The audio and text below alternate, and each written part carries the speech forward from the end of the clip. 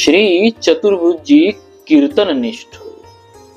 गोस्वामी श्री हितहरिवंश महाप्रभु के श्री चरणों के प्रताप से श्री चतुर्भुज दास जी ने गोंडवाना प्रांत को तीर्थ के समान पवित्र बना दिया। आपने भक्ति प्रताप का गान किया, उसके द्वारा सभी लोगों में दास्य भाव दृढ़ किया। ठाकुर श्री राधा वल्लभ जी के भजन की शिक्षा देकर आपने अनन्य भक्तों के परिवार को तथा अनन्यता के गौरव को बढ़ाया। आपकी कविता काव्य दोषों से सर्वदा रहित है। उसमें आप मुरलीधर की छाप लगाते थे। श्री हरि भक्तों के श्री चरणों की रज को भूषण के समान मानकर उसे अपने सिर पर धारण करते थे। संत संग में तथा भगवत प्रेम के परमानंद में सदा आपका हृदय सराबोर रहता था। श्री चतुर्भुज जी गोंडवाना के निवासी थे। इनका जन्म ब्राह्मण कुल में हुआ था। ये श्री हित हरिवंश महाप्रभु के शिष्य श्री वन चंद्राचार्य जी के शिष्य थे। अतः इन्होंने श्री हित हरिवंश महाप्रभु को परम गुरु माना था। गोंडवाना देश में उस समय भक्ति भाव का नाम मात्र आचरण भी कहीं नहीं दिखलाई पड़ता था। वहां के लोग ऐसे हिंसावादी थे कि मनुष्य को मारकर अपने इष्ट देव को बलि चढ़ाते थे। श्री चतुर्भुज जी ने वहां जाकर देवता के कान में श्री कृष्ण मंत्र सुना दिया।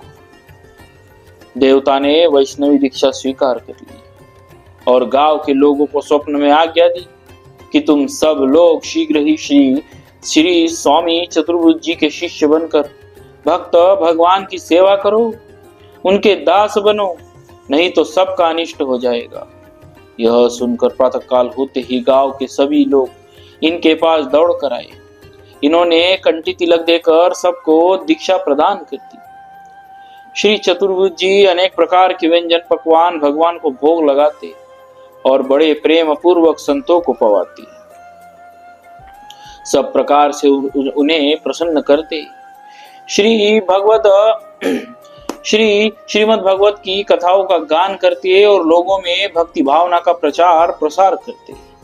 एक बार एक चोर किसी का धन लेकर भागा। मालिक भी उसे पकड़ने के लिए उनके पीछे दौड़ा। उसे कहीं छिपने का स्थान नहीं मिला। वह श्री चतुर्भुज जी के कथा के श्रोताओं में घुस गया और वही छिप कर बैठ गया। भीड़ में वह धनी उसे देख नहीं पाया। इसी बीच पुराण की कथा में उस चोर ने सुना कि मंत्र की दीक्षा लेने से जीवन का दूसरा जन्म हो जाता है।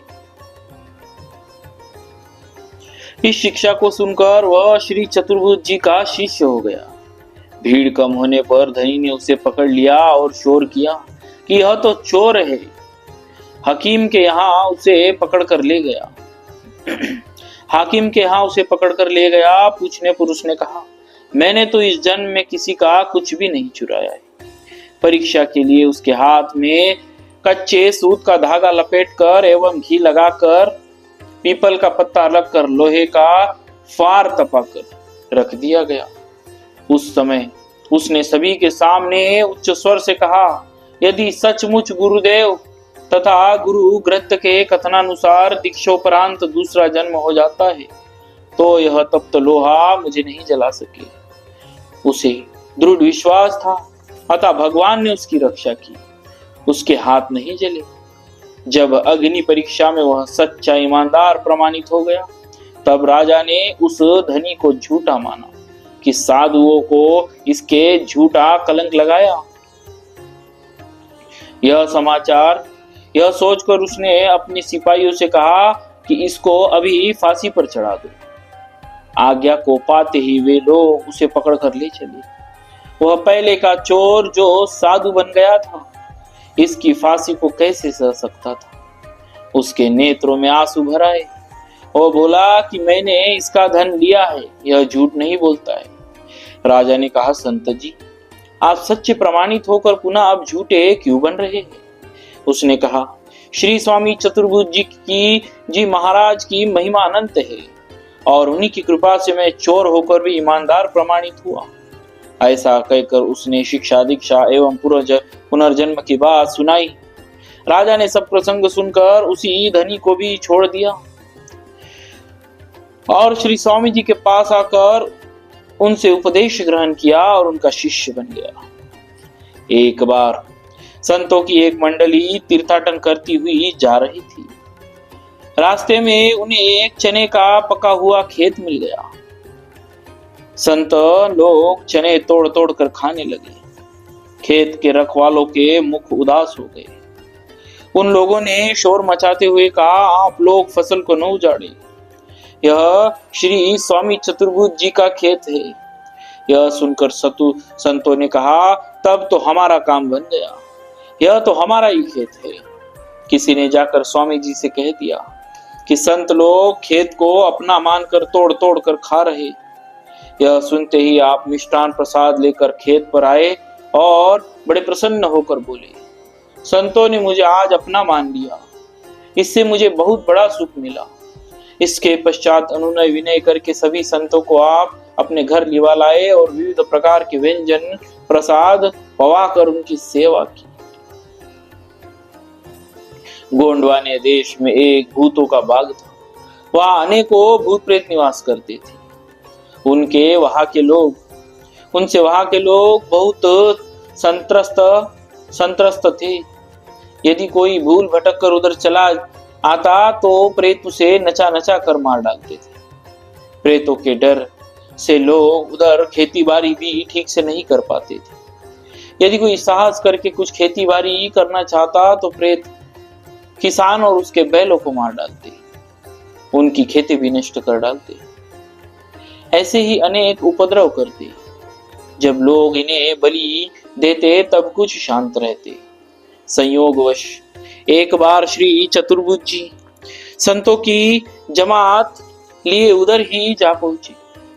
संतों को किसी एकांत उपयुक्त स्थान की खोज थी, जहां जल थल फल फूल का सुपास हो, जिससे कि वहां रुककर श्री ठाकुर जी की सेवा पूजा भजन साधन कर सके। किसी दुष्ट ने उसी भूत बाग का संकेत करते हुए कहा कि वह बहुत ही बढ़िया स्थल है। धुनी पानी की सुविधा है, सब प्रकार का सुख सुपास है।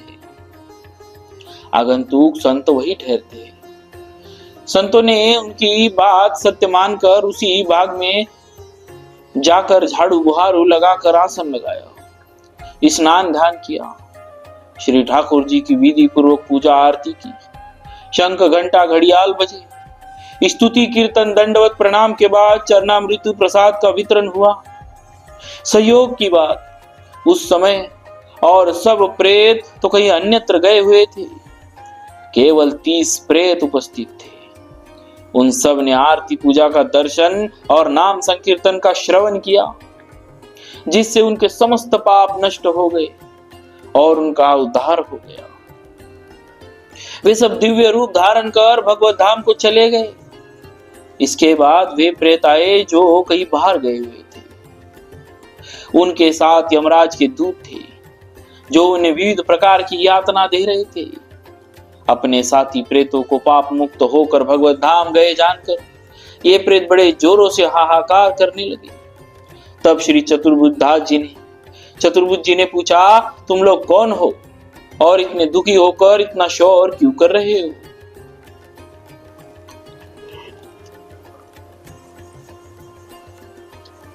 वे बोले, हम सब प्रेत हैं। अपने कुकर्मों के फलस्वरूप हमें प्रेत योनि मिली है और हमें यमराज ने रहने के लिए यह बाग दिया है।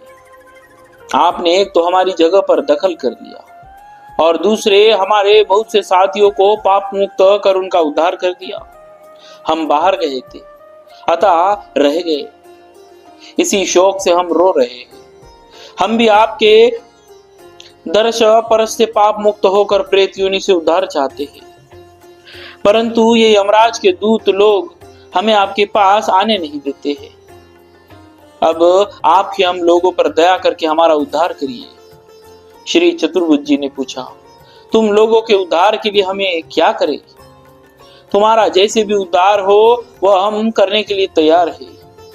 तब प्रेतों ने कहा, महाराज एक गड्ढा खुदवा कर उसमें सभी संतों का तथा अपना चरणामृत भरवा दीजिए, उसी का पान करने से हम सबका उद्धार हो जाएगा। श्री चतुर्भुज जी ने ऐसा ही किया। रात में प्रेतों ने संत चरणामृत का पान किया। सभी दिव्य देह धारण करके भगवत धाम को चले गए। प्रेतों के मुक्त हो जाने पर यमदूत भागकर यमराज के पास पहुंचे और उन्होंने सब वृत्तांत उनसे कह सुनाया। यमराज ने हंसकर कहा, तुम लोग ऐसे अभागे हो कि प्रेत तो भक्तों का दर्शन कर चरणामृत पान कर तर गए, परंतु तुम लोग जैसे के तैसे रह गए। जिस समय यमराज और यमदूतों की यह वार्ता हो रही थी, उसी समय यमराज के दूसरे दूत उसी गांव के एक ब्राह्मण को बांध कर ले गए थे। वह ब्राह्मण एक और खड़ा हुआ सभी बातें ध्यान पूर्वक सुन रहा था। साथ ही उसके मन में ग्लानि हो रही थी कि मेरा सारा जीवन यूं ही व्यर्थ चला गया। श्री हरि और श्री हरिदासों की कुछ सेवा भी मुझसे नहीं बनी। अब निश्चय ही नरक का कष्ट मुझे सहना पड़ेगा और प्रेत पिशाच आदि योनि में भटकना पड़ेगा। इतने में यमराज ने यमदूतों को समझा बुझाकर उस ब्राह्मण पर दृष्टि डाली तो एकदम जोर से चिल्ला पड़े, अरे तुम लोग इस ब्राह्मण को क्यों बांध लाए? अभी तो इसकी आयु शेष है। इसे वापस इसके शरीर में पहुंचाओ और इसी नाम वाले अमुक व्यक्ति को बांध कर लाओ। जल्दी करो, कहीं ऐसा न हो कि लोग इसके शरीर को जला दें, फिर मुश्किल पड़ जाएगी। यमदूत तत्काल उस ब्राह्मण को ले गए। लोग उस ब्राह्मण के शव को शमशान ले जाकर चिता पर रखकर आग लगाने ही वाले थे कि इतने में वह उठकर बैठ गया और बोला, अरे भाई अभी मैं मरा नहीं हूं, मुझे मत जलाओ। लोगों ने उसे चिता से उतारा और अत्यंत कौतूहल पूर्वक उससे पूछने लगे, पंडित जी आप तो मर गए थे, फिर जी कैसे गए? ब्राह्मण ने सब बात बताई। उसके जीवित होने का समाचार सुनकर भारी भीड़ एकत्र हो गई। पुनः उसने यमपुरी का आंखों देखा हाल विस्तार पूर्वक सुनाया। भूत भाग के सभी प्रेतों का उद्धार, संत चरणोदक की महिमा और यमदूतों का संवाद सुनकर सभी लोग आश्चर्यचकित हो गए। लोगों ने कहा, पंडित जी घर चलिए। इन्होंने कहा कि अब मैं घर नहीं जाऊंगा, पहले जाकर चतुर्भुज जी महाराज के सेवक बनूंगा और शेष जीवन भजन साधन में लगाऊंगा। उस प्रसंग को सुनकर राजा प्रजा सभी लोग चतुर्भुज जी की शिष्यता स्वीकार की। तिलक कंठी धारण कर भजन साधन और संत सेवा करने लगे। इस प्रकार आपने गोंडवाने को तीर्थ बना दिया।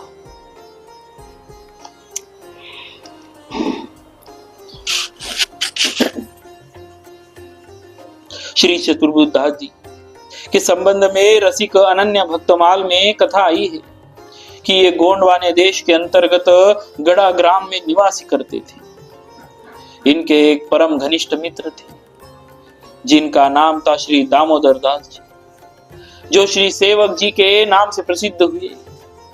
दोनों ही महानुभाव ब्राह्मण कुल में उत्पन्न हुए थे। दोनों का संत सेवा में बड़ा भाव था। भगवत कृपा से दोनों के मन में संसार से वैराग्य हो गया। दोनों ने निश्चय किया कि किसी सद्गुरु की शरण ग्रहण कर एकांत भाव से भगवान का भजन करना चाहिए। इन्हीं दिनों गढ़ा ग्राम में श्री वृंदावन के कई रसिक संत पधारे। दोनों ने संतों की भावपूर्ण सेवा की। खूब सत्संग हुआ। संतों ने श्री वृंदावन की निकुंज लीला का गान किया। उसे सुनकर ये दोनों बहुत प्रभावित हुए। इन दोनों ने संतों से किसी सिद्ध सद्गुरु का पता पूछा। तब उन्होंने श्री हरिवंश जी महाप्रभु की महिमा का गान किया। उसे सुनकर दोनों महानुभाव ने निश्चय किया कि हम श्री हिताचार्य महाप्रभु से ही दीक्षा लेंगे। परंतु भगवान की लीला बड़ी विलक्षण है। ये लोग अभी श्री वृंदावन जाकर दीक्षा लेने का विचार ही कर रहे थे। कि इधर श्री महाप्रभु जी नित्य निकुंज में प्रवेश कर गए। यह सुनकर इनके मन में महान वियोग प्राप्त हो गया। दोनों ही किंग करोमि क्व गच्छामि किंग करोमि क्वम गच्छामि, क्या करे क्या किया जाए की स्थिति में पहुंच गए। फिर संतों से पता चला कि श्री हिताचार्य की गद्दी पर उनके पुत्र श्री वनचंद्र जी महाराज विराजमान होकर आश्रित जनों को हित धर्म का उपदेश करते हैं। तब श्री चतुर्भुज जी ने श्री सेवक जी से कहा कि चलो श्री वनचंद्राचार्य की ही शरण ग्रहण करें, क्योंकि आप अपने शरीर नाशवान है। श्री सेवक जी ने दृढ़ता पूर्वक कहा कि हम तो श्री हित हरिवंश महाप्रभु जी को ही गुरु बनाएंगे, नहीं तो इस शरीर को ही छोड़ देंगे। श्री चतुर्भुज जी ने अपने निश्चय के अनुसार श्री वृंदावन आकर श्री वनचंद्राचार्य जी से मंत्र दीक्षा ग्रहण की। इधर अन्न जल का परित्याग कर श्री सेवक जी महाप्रभु के नाम की रट लगाने लगे। इनकी बलवती निष्ठा दृढ़ लगन को देखकर श्री महाप्रभु जी ने स्वप्न में निज मंत्र का उपदेश दिया एवं कृपा करके दिव्य वृंदावन श्री यमुना जी निकुंज महल एवं सखी परिकरों के साथ श्री प्रिया प्रियतम का दर्शन कराया। श्री सेवक जी कृतार्थ हो गए। श्री चतुर्भुज जी श्री वृंदावन से लौटकर जब गड़ा पहुंचे तो दोनों ने अपने अपने मंत्रों को मिलाया। मंत्र एक ही है, यह जानकर बड़ी प्रसन्नता हुई। श्री चतुर्भुज जी का श्री हित महाप्रभु जी में परम अनुराग था, कारण कि वे परम गुरु थे। इसीलिए मूल छप्पे में श्री नाबाजी ने लिखा कि श्री हरिवंश चरण बल चतुर्भुज। भक्तों, ऐसे थे हमारे श्री चतुर्भुज जी कीर्तन निष्ठ। भक्तों, बोलिए श्री भक्तराज श्री चतुर्भुज जी महाराज की जय। भक्तवत्सल भगवान की जय।